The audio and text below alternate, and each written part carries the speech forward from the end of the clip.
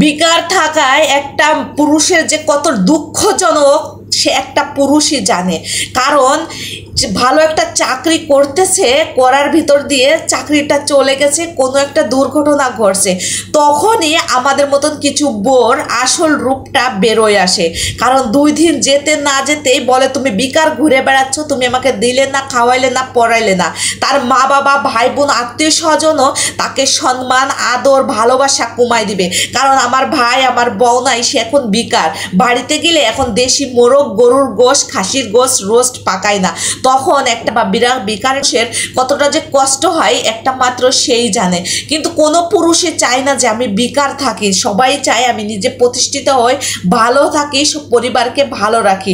কিন্তু ভাগ্যক্রমে হয়তো বা বেকার থাকে। একটা পুরুষ কখনোই সে নিজে ইচ্ছাকৃতভাবে বেকার থাকে না।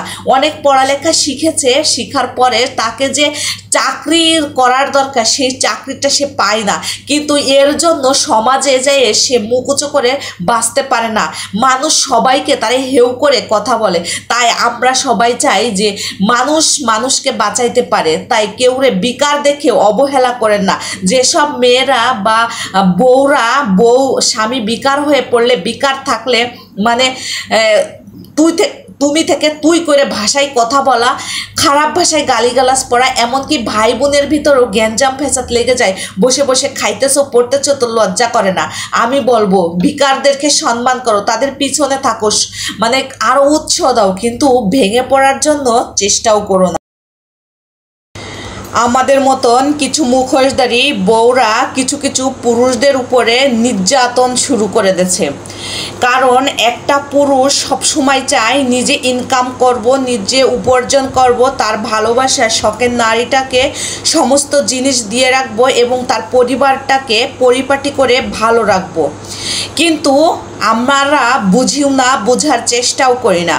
আসলে বেকার থাকা একটা পুরুষের পক্ষে কতটা যে কষ্ট, কতটা যে দুঃখজনক একমাত্র একটা পুরুষই জানে।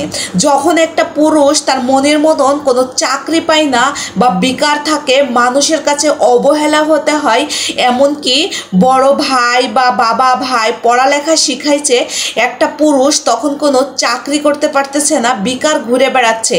অথচ সে দেখেন কে হয়তো বা গ্র্যাজুয়েশন শেষ করছে বা অনার্স বা মাস্টার্স কমপ্লিট করছে, তার ধারায় এমন কোনো চাকরি আসে যে সে চাকরি তার ধারায় করা ঠিক না।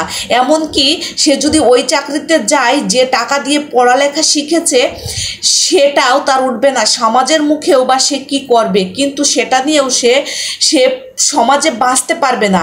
আর আমরা সেই সুযোগের সরলতা নিয়ে সেই পুরুষটাকে বারবার সেই জায়গায় আঘাত করি যে এত বড় ছেলে বাবার হোটেলে বসে খাচ্ছে, বাবার তা খাচ্ছে, ভাতটা খাচ্ছে, বোনের তা খাচ্ছে, লজ্জা করে না? ওই রকমের ছেলে হলে মানে তার মা বাবাকে বলে ও রকমের ছেলে হলে আমি বাড়ির থেকে বের করে দিতাম।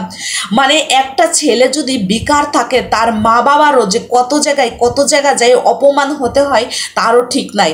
এমনকি নিজের মা বাবাও কথায় ছেলেটাকে হয়তো বা খেতে আইছে বা জোর দাবি করে খাবার চাচ্ছে, বলে যে ইনকাম করার মুরত নাই, বেকার ঘুরে বেড়াচ্ছ বাদাই মেঘের মতন, আরও বিভিন্ন ধরনের কথাবার্তা বলে।